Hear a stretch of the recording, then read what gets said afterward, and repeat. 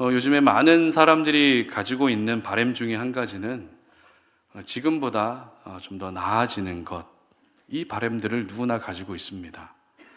경제 상황도 너무 좋지 않다 보니 경제 상황도 지금보다 좀 나아지면 좋겠고, 또 개인의 인생도 지금보다 좀 나아지면 좋겠다, 이런 생각을 가지고 있습니다. 그리고 여러분 스스로, 여러분 각자는 또 어떻습니까? 여러분의 모습 하나하나도 지금보다 더 나아지면 좋겠다는 생각을 가지고 계시죠? 믿음도 지금보다 더 좋아지면 좋겠고, 외모도 지금보다 더 좋아지면 좋겠다는 마음을 가지고 있습니다. 성격도 지금보다 조금만 더 좋으면 좋겠다. 건강도 지금보다 조금만 더 나아지면 좋겠다. 이런 생각을 가지고 있다는 겁니다. 뿐만 아닙니다. 상대방에 대한 바람도 역시 지금보다 좀 더 나아지면 좋겠다, 이런 마음 가지고 계시죠? 여러분의 배우자를 향해서 어떤 생각이 드십니까? 물론 사랑하고 만족하시겠지만 지금보다 좀 더 나아지면 좋겠다, 이런 마음 요만큼은 다 있지 않습니까? 또 여러분의 자녀들도 마찬가지죠. 열심히 하고 있는데, 사랑스러운데 지금보다 조금만 더 나아지면 좋겠다, 이런 생각을 가지고 있다는 겁니다. 그런데 우리가 이렇게 더 나아지기를 바라는 마음은 어떻게 보면 완벽해지고 싶은 마음이라 할 수 있습니다. 여러분, 완벽하다는 것이 무엇을 말할까요? 완벽하다. 결점도 없고 약점도 없고 책 잡힐 것 하나도 없는 그런 모습이 완벽하다는 것 아니겠습니까? 어찌 보면 사람은 누구나 단점이 있고 연약함이 있기 때문에 완벽함을 추구하는 것이란 그렇게 나쁜 것이라고 말할 수는 없을 것 같아요. 누구나 연약하기 때문에 조금 더 나아지고 싶고 조금 더 완벽해지고 싶은 마음 가지고 있다는 겁니다. 모자라는 사람이 되기보다 완벽에 가까운 사람이 되고 싶은 것이 우리 모두가 바라는 마음인 것이죠. 특별히 성경에서는 이 완전함, 완벽함의 의미를 가장 잘 담고 있는 단어가 온전함이라는 단어입니다. 온전함. 성경에서 온전함이라는 단어가 가장 많이 나오는 성경이 어디일까요? 히브리서입니다. 그리고 히브리서 중에서도 이 온전함이 가장 많이 언급되는 장은 몇 장일까요? 바로 오늘 본문이 기록된 7장입니다. 그렇기 때문에 히브리서 11장을 믿음의 장이라고 이야기하는 것처럼 히브리서 7장은 온전한 장, 우리에게 온전함을 가르쳐주는 장이라고 말할 수 있을 것 같습니다. 특별히 히브리서 기자는 이 온전함에 대해서 설명할 때 어떻게 설명하는가 하면 구약시대의 제사장과 예수님을 비교하는 방식으로 설명합니다. 우리가 계속해서 살펴보고 있는 것처럼 11월 첫째 주에는 히브리서 1장 말씀을 묵상하면서 예수님을 어떤 것과 비교했죠? 천사와 비교했습니다. 그리고 히브리서 3장에서는 예수님을 누구와 비교했죠? 모세와 비교했습니다. 그래서 예수님은 영적인 존재인 천사보다 우월하시고 율법의 상징인 모세보다 더 우월하시다는 것을 이미 말씀을 통해서 살펴봤습니다. 그리고 오늘 본문에서는 예수님이 누구보다도 더 우월하시다고요? 구약시대의 제사장보다 더 우월하시다는 것을 히브리서 기자는 말씀하고 있는 것입니다. 자, 구약시대 제사장보다 예수님이 더 우월하시다. 머리로는 알겠는데 이게 도대체 무슨 말인지 좀 이해가 안 되실 수도 있을 것 같아요. 이에 대한 보충 설명을 제가 좀 드리겠습니다. 참고로 오늘 설교가 굉장히 좀 어렵습니다. 어렵기 때문에 여러분 귀를 쫑긋 세우시고 집중해서 들으셔야 됩니다. 그 집중하시다가 너무 힘드시면 오늘은 주무시는 것을 제가 허용해 드리겠습니다. 잘 들어보시기 바랍니다. 여러분, 우리가 잘 알고 있는 제사장이 누구죠? 우리에게 익숙한 대제사장은 누구입니까? 아론입니다. 아론. 그런데 영원한 대제사장이 되시는 예수님은 아론이 아니라 멜기세덱의 반차를 따르는 제사장이라는 겁니다. 여기서 반차라는 것은 직장에서 연차, 월차 내는데 이런 뜻이 아닙니다. 반차의 의미는 계통, 순서 이런 뜻입니다.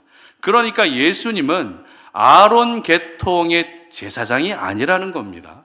아론 계통의 제사장으로서 그 순서를 따라서 오신 예수님이 아니라 누구의 계통이라고요? 멜기세덱 계통으로 오신 제사장이라는 겁니다. 그런데 아론은 우리가 잘 알고 있어요. 모세의 형이고 출애굽 역사에서 같이 함께 동행했던 아론은 잘 알고 있습니다. 하나님이 임명하신 최초의 대제사장이라는 것도 잘 알고 있습니다. 그런데 멜기세덱은 어떻습니까? 생소하죠. 멜기세덱 도대체 누굴까? 멜기세덱이 어떤 사람인지 알기 위해서는 창세기 말씀을 봐야 됩니다. 창세기 14장에 가게 되면 믿음의 조상 아브라함에 대한 이야기가 나옵니다. 그런데 아브라함의 조카 누구죠? 롯이 납치당하는 일이 생깁니다. 그래서 삼촌으로서 가만히 있을 수가 없잖아요.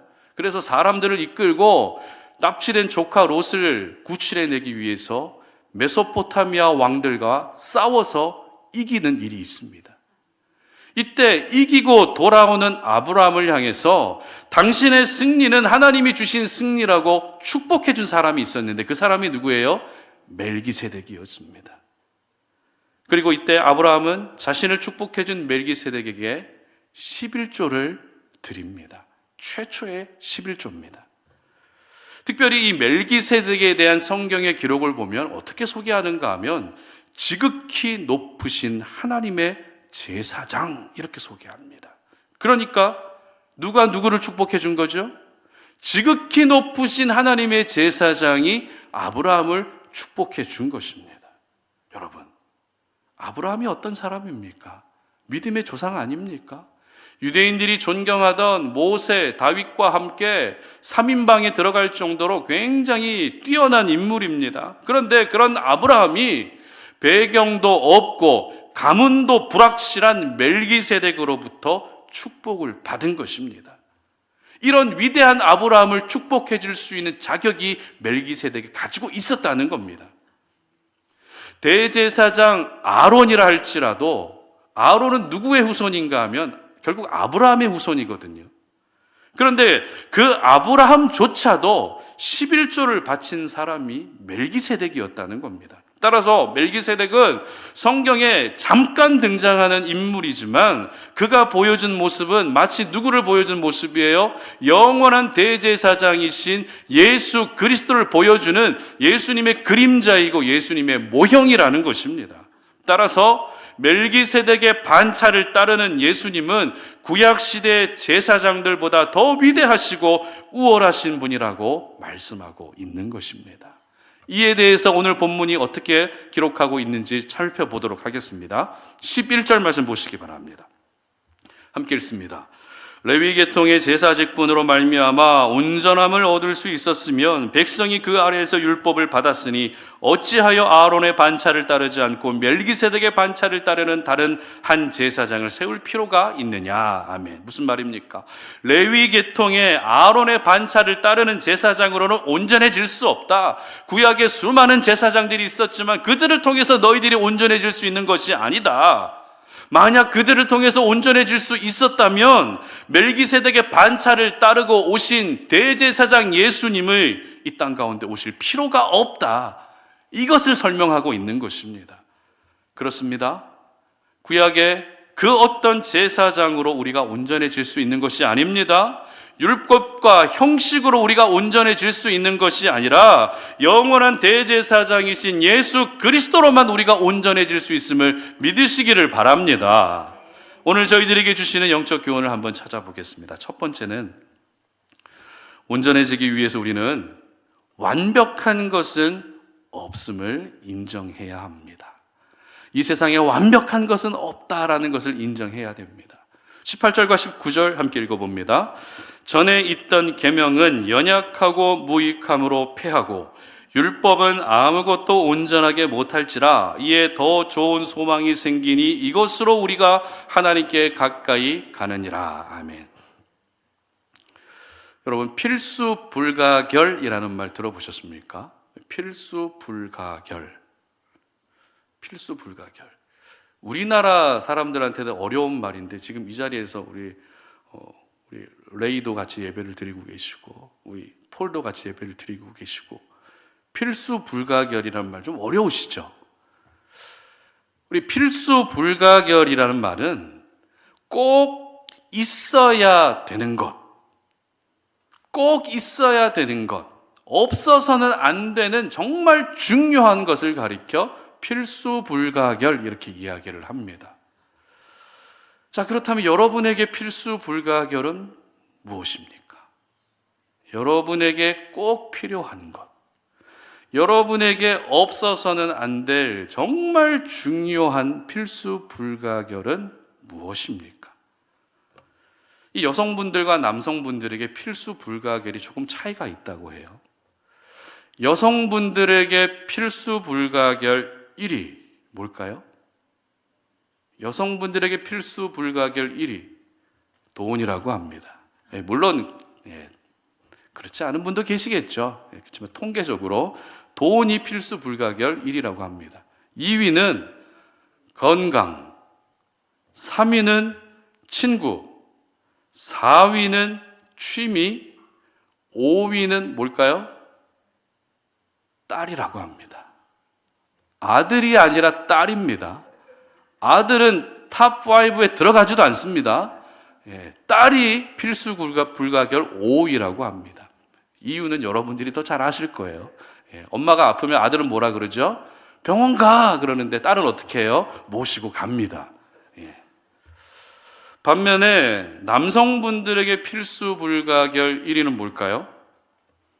아내입니다. 아내. 놀라우시죠? 남성분들에게 필수 불가결 2위는 와이프입니다. 3위는 집사람입니다.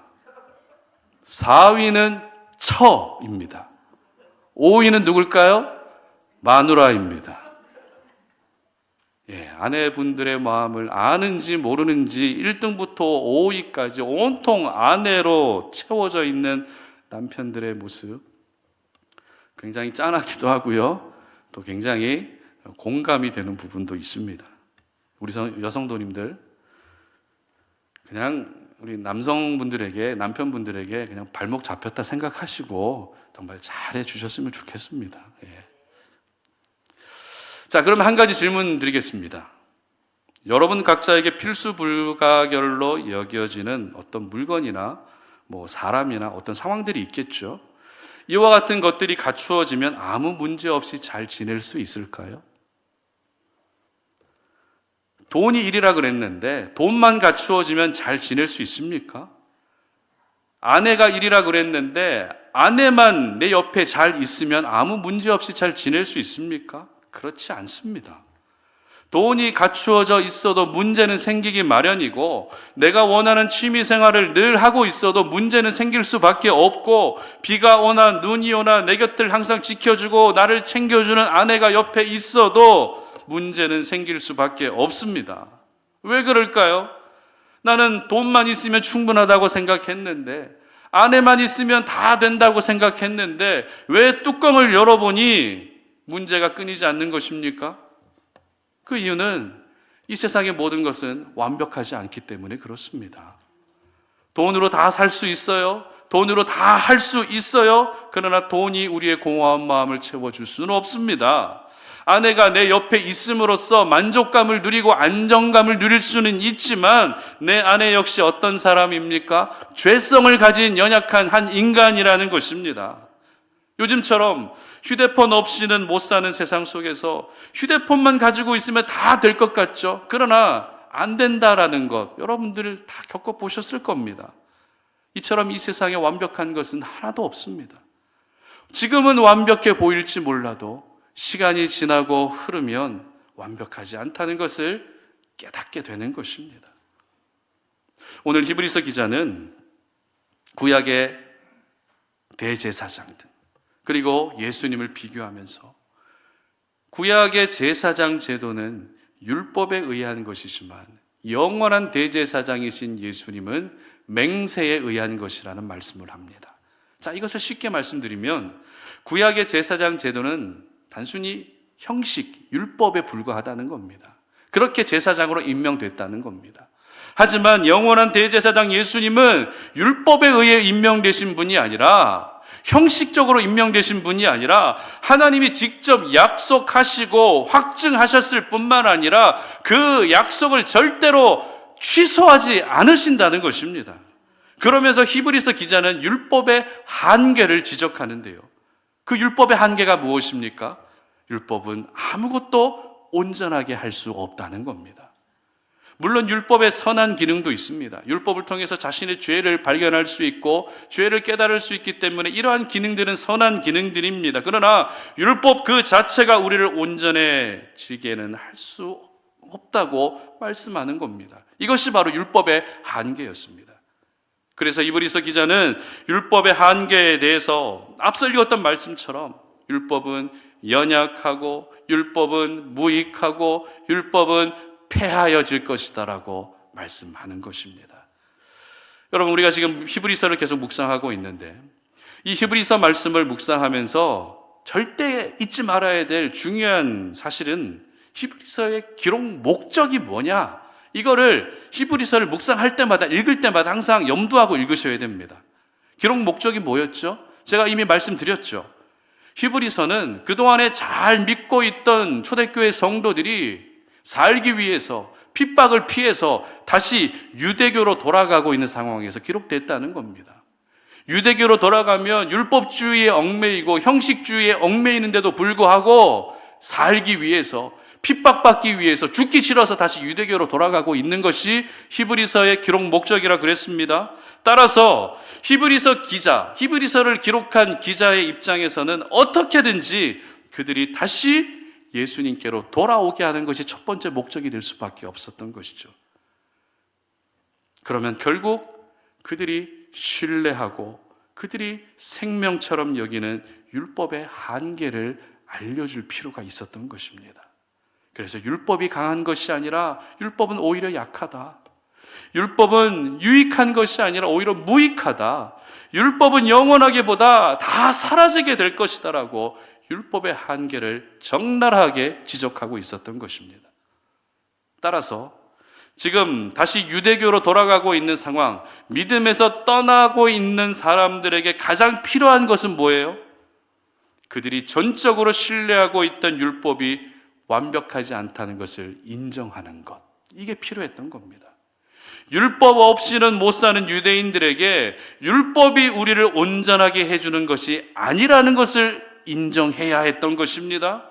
율법이 필수 불가결로 여겨지던 그들에게 율법도 한계가 있다는 것을 인정하는 것이 필요했습니다.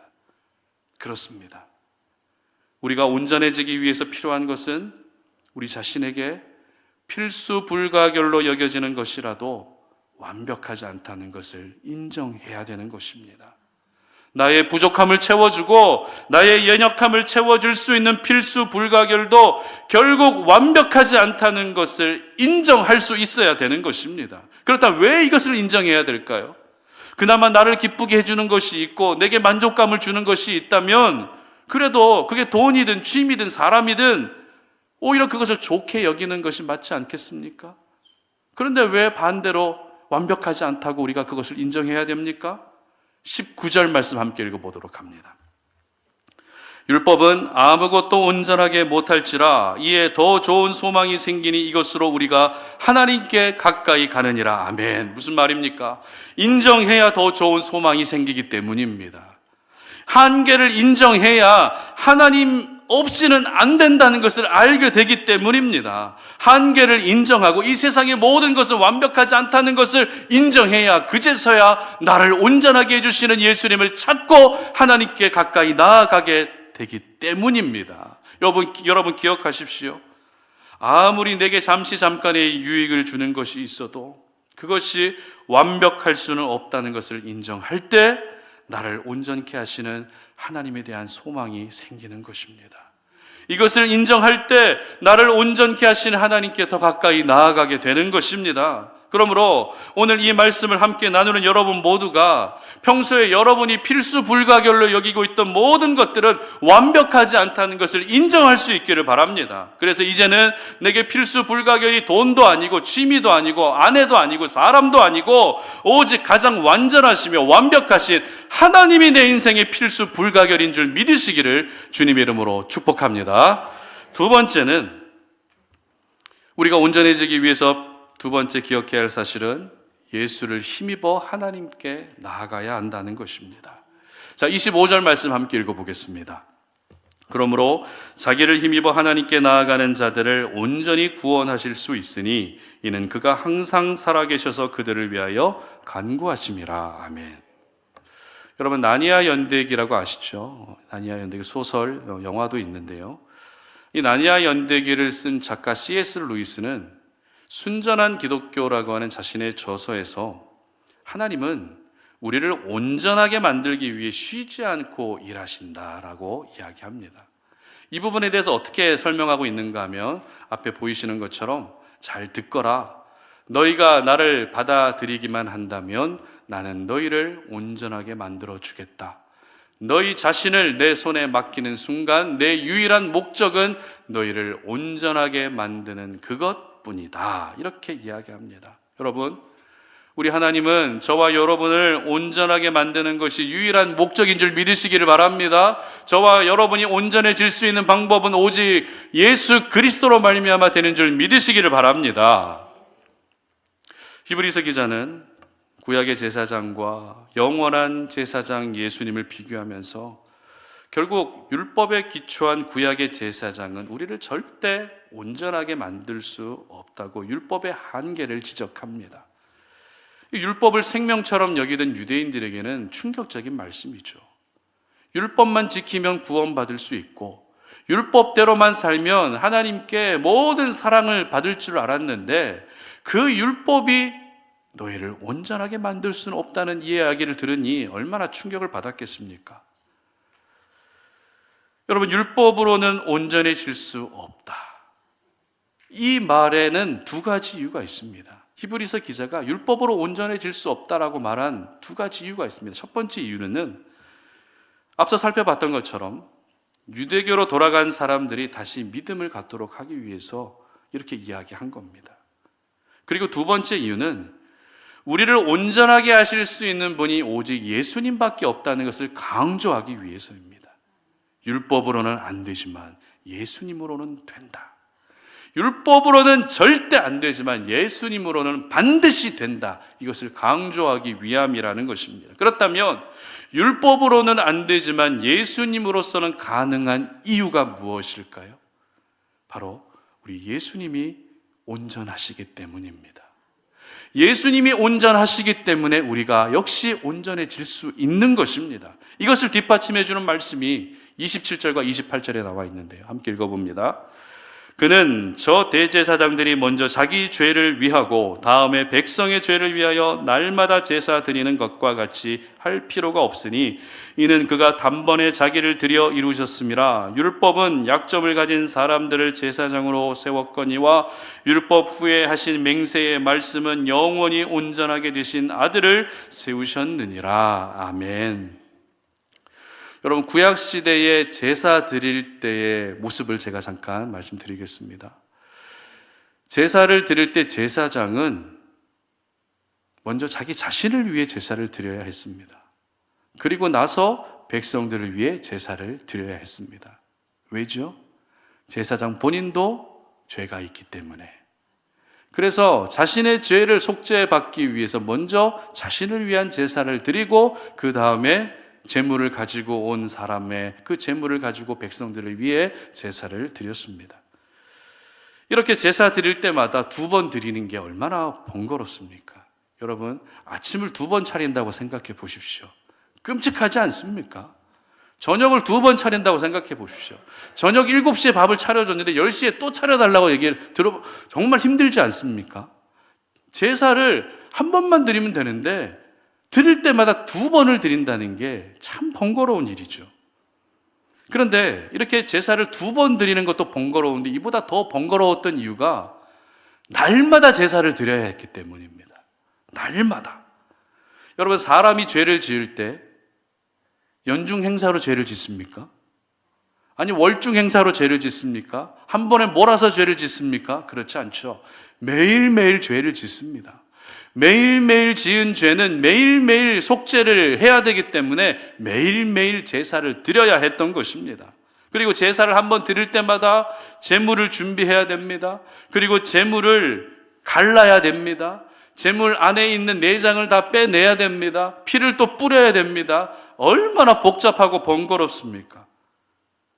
금방 그 구약시대의 제사가 얼마나 그렇게 귀찮고 절차가 복잡하고 이랬다는 거 우리는 잘 알고 있습니다. 하지만 예수님은 어떠세요? 예수님은 자신을 위해 제사를 따로 드릴 필요가 없습니다. 왜입니까? 죄가 없으시기 때문입니다. 그리고 날마다 제사를 드리는 것이 아니라 한 번의 제사, 십자가에서 단 한 번의 죽음으로 모든 것들이 이루어졌고 모든 죄가 용서받았기 때문에 예수님이야말로 가장 온전하신 분이신 줄 믿으시기를 바랍니다. 율법은 온전하지 못하기 때문에 우리를 온전하게 못 만듭니다. 그러나 예수님은 온전하시기 때문에 우리를 얼마든지 온전하게 만드시는 것입니다. 마태복음 19장 말씀을 보게 되면 한 부자 청년이 예수님에게 와서 이런 질문을 합니다. 선생님, 제가 어떻게 해야 영생을 얻을 수 있습니까? 어떻게 하면 영생을 얻을 수 있습니까? 이 청년이 어떤 청년이었다고요? 재물이 많은 부자 청년이었다고 합니다. 그러자 예수님이 마태복음 19장 21절에서 이렇게 대답하십니다. 함께 읽어봅니다. 예수께서 이르시되 네가 온전하고자 할진대 가서 내 소유를 팔아 가난한 자들에게 주라. 그리하면 하늘에서 보화가 내게 있으리라. 그리고 와서 나를 따르라 하시니. 아멘. 무슨 말입니까? 네가 온전해지고 싶냐? 그러면 너의 재물을 다른 사람들에게 나눠주고 나를 따라와라. 이렇게 말씀하십니다. 이게 어떤 뜻인가 하면 재물을 나눠주라는 것은 네가 아무리 많은 재물을 가지고 있어도 그 재물로 네가 온전해질 수 없다. 그러니 그 재물을 다 내려놓고 나를 따라오면 내가 너를 온전하게 만들어 주겠다. 이런 뜻이는.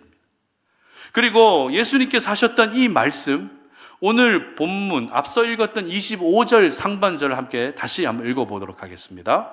그러므로 자기를 힘입어 하나님께 나아가는 자들을 온전히 구원하실 수 있으니.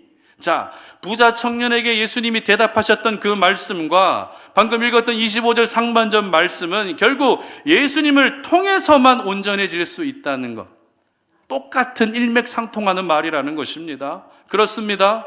저와 여러분을 온전하게 만들어주시는 분은 예수님밖에 없습니다. 예수님이 십자가의 보혈의 능력을 의지하여 하나님께 나아갈 때 하나님이 저와 여러분을 온전하게 만들어주시는 줄 믿으시기를 바랍니다. 그런데요, 여러분, 온전함에 대한 성경의 진짜 의미를 우리는 알 필요가 있습니다. 온전하다는 뜻이 완벽하다, 완전하다 이런 뜻이거든요. 원어상으로도 이런 뜻이고 온전하다는 단어를 영어 성경에서는 perfect로 번역하고 있습니다. 그렇기 때문에 뭔가 인격적으로 아니면 환경적으로 단점이 전혀 없어지는 그런 모습이 온전한 사람 아닐까? 이런 생각을 한다는 것이죠. 그리고 서두에서 말씀드린 것처럼 조금이라도 완벽에 가까워지면 그 사람이 온전한 사람 아닐까? 이런 생각을 합니다. 그러나 성경에서 말하는 온전함은 그런 뜻이 아닙니다. 성경에서 말하는 온전함이란 예수님의 보혈의 은혜로 구원받은 사람, 예수님의 십자가의 죽음으로 구원받은 사람이 하나님 나라에서 완벽한 사람이고 온전한 사람이라고 말씀하고 있는 것입니다. 이 말은 결국 우리 인생에서 가장 중요한 문제가 뭐예요? 구원의 문제가 가장 중요한 거라는 겁니다. 내 단점을 보완하고 내 약점을 보완하는 것이 먼저가 아니라 예수님으로 말미암아 구원받게 되면 그 단점과 약점, 내가 가지고 있는 그 결핍마저도 사용하셔서 하나님의 도구로 일하시는 것을 경험하는 것이 완벽한 사람, 온전한 사람이라는 것입니다. 그래서 사도 바울은 고린도후서 11장 30절에서 이렇게 말씀합니다. 내가 부득불 자랑할진대 내가 약한 것을 자랑하리라. 아멘. 뭘 자랑하겠다고요? 내가 약한 것을 자랑하겠다는 겁니다. 내 단점을 자랑하고 내 약점을 자랑한다는 겁니다. 내가 없는 것을 자랑한다는 겁니다. 왜일까요? 고린도후서 12장 10절 말씀 함께 읽어봅니다. 시작. 그러므로 내가 그리스도를 위하여 약한 것들과 능욕과 궁핍과 박해와 곤고를 기뻐하노니 이는 내가 약한 그때의 강함이라. 아멘. 내가 약한 그 시간이 바로 강하신 하나님을 경험할 수 있는 시간이 되기 때문입니다. 내가 약한 그때가 바로 강하신 하나님을 만날 수 있는 타이밍이기 때문입니다.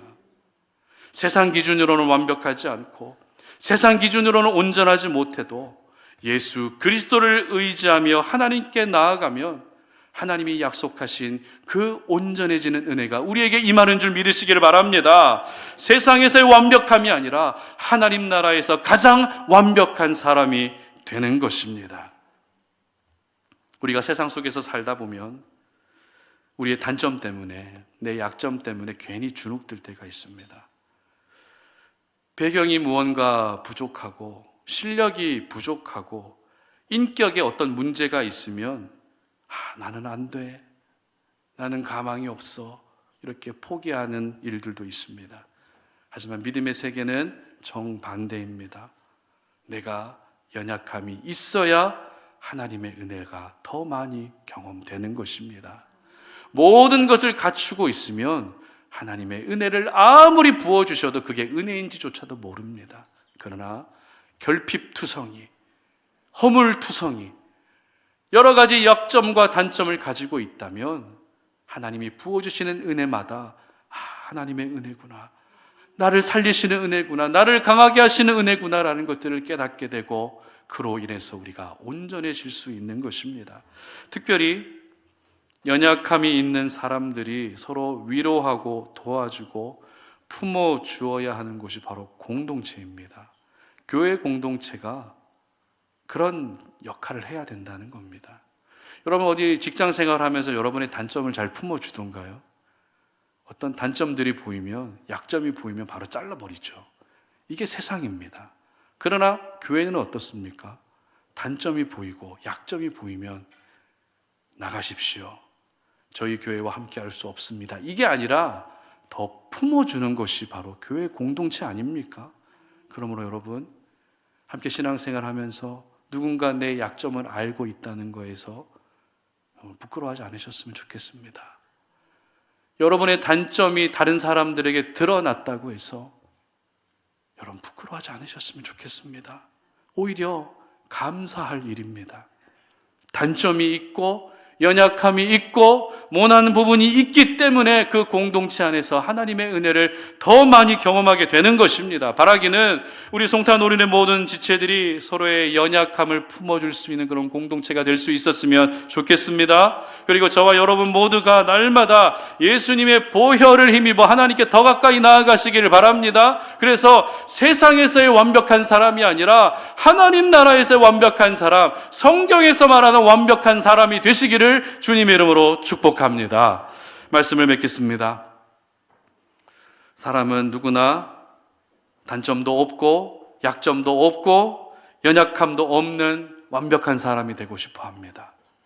그러나 사실 그것은 불가능합니다.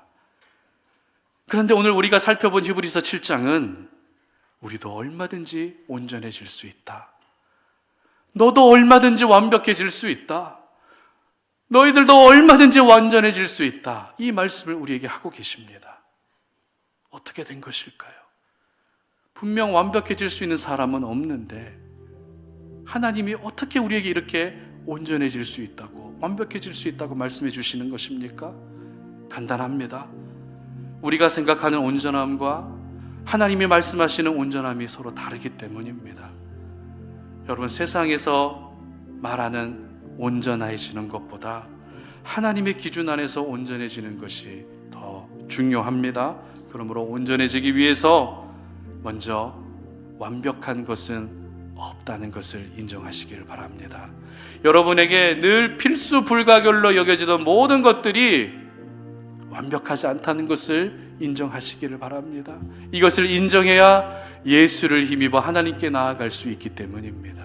이것을 인정해야 예수 그리스도로 말미암아 하나님이 약속하신 그 온전함이 내게 이루어진다는 것을 우리가 경험할 수 있기 때문입니다. 마지막으로 성경 두 말씀을 함께 읽고 마치도록 하겠습니다. 마태복음 5장 48절 함께 읽어봅니다. 그러므로 하늘에 계신 너희 아버지의 온전하심과 같이 너희도 온전하라. 아멘. 누구 말씀입니까? 예수님의 말씀입니다. 하나님과 같이 우리도 온전하라는 겁니다. 하나님은 전지전능하신 분이신데 우리가 어떻게 하나님의 온전하심을 따라갈 수 있습니까? 말도 안 되는 것 같지만 예수님은 우리에게 그렇게 분명히 명령하셨습니다. 아버지와 같이, 하나님과 같이 온전하라. 히브리서 12장 2절 말씀도 함께 읽어봅니다. 믿음의 주여 또 온전하게 하시는 이인 예수를 바라보자. 아멘. 결국 예수님이 정답입니다. 예수님으로 말미암아 우리가 온전해지는 것입니다. 그러므로 이번 한 주 예수님의 십자가의 능력을 힘입어서 여러분이 하나님의 기준 안에서 완벽해지는, 하나님이 보시기에 흠도 없고 점도 없는 그런 온전한 사람들 되시기를 주님의 이름으로 축복합니다. 우리 함께 약할 때 강함 되시네 찬양할 텐데요. 내게 연약함이 많고 단점이 많아서 늘 부끄럽지만 그 연약함마저도 사용하셔서 나를 강하게 하시고 나를 온전케 하시는 하나님의 은혜를 기억하며 함께 찬양하도록 하겠습니다.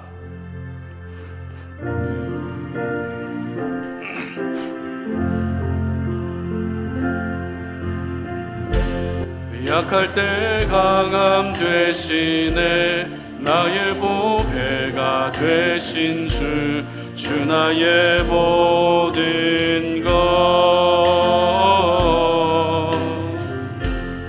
주 안에 있는 고물을 나는 포기할 수 없네 주 나의 모든 것 십자가 죄사 하셨네 십자가 죄사하셨네 주님의 이름 찬양해 주 나의 모든 것 쓰러진 나를 세우고 나의 빈잔을 채우네 주 나의 모든 것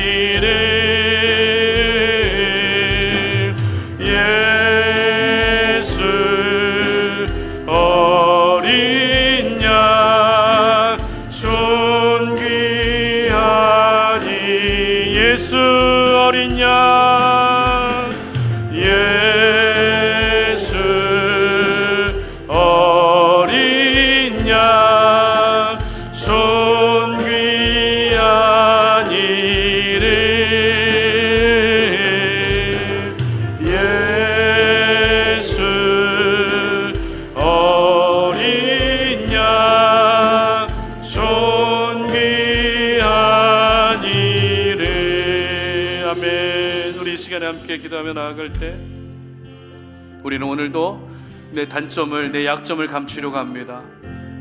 어떻게든지 내 약점을 감추어서 조금이라도 더 나은 사람이 되어 보고 싶어 합니다. 완벽을 추구하는 그런 본능을 가지고 있다는 것이죠. 그러나 우리가 생각하고 있는 그 완벽, 그 온전함은 성경에서 말하는 것과 너무 다릅니다.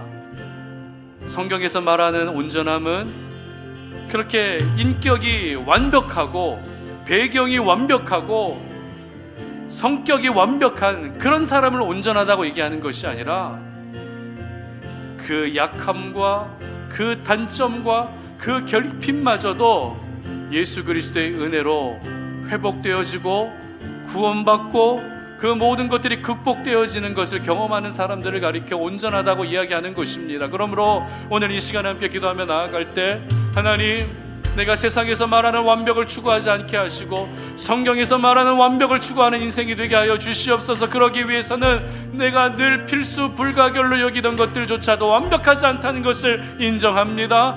그러므로 이제는 오직 예수 그리스도를 힘입어 하나님께 나아가오니 하나님, 나를 온전하게 하여 주시옵소서. 예수님으로 말미암아 완벽한 사람, 하나님 보시기에 흠도 없고 점도 없는 그런 온전한 사람이 되게 하여 주시옵소서라고 다 함께 주여 한번 외치고 기도하며 나아갑니다. 주여, 하나님 아버지 감사합니다. 오늘도 우리에게 주신 생명의 말씀을 기억합니다. 그 말씀 붙들고 하나님이 말씀하신 온전함을 향해, 완벽함을 향해 달려나아갑니다. 세상적으로 온전해지기보다도 하나님이 우리에게 약속하신 온전한 사람 되기를 원합니다. 하나님이 원하시는 온전한 사람이 되기 위해서는 먼저 연약함이 있어야 됩니다. 단점이 많아야 됩니다. 결핍이 있어야 됩니다.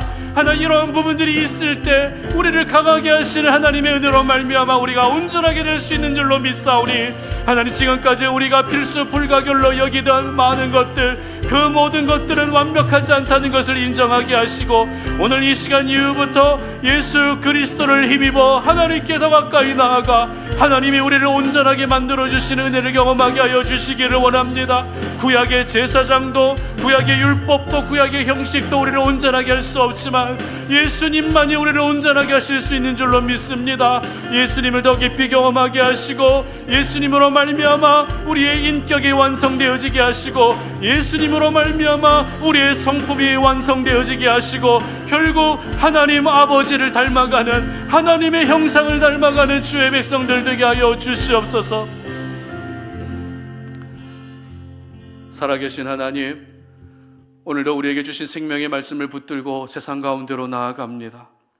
세상은 항상 우리에게 완벽해지라고 요구합니다.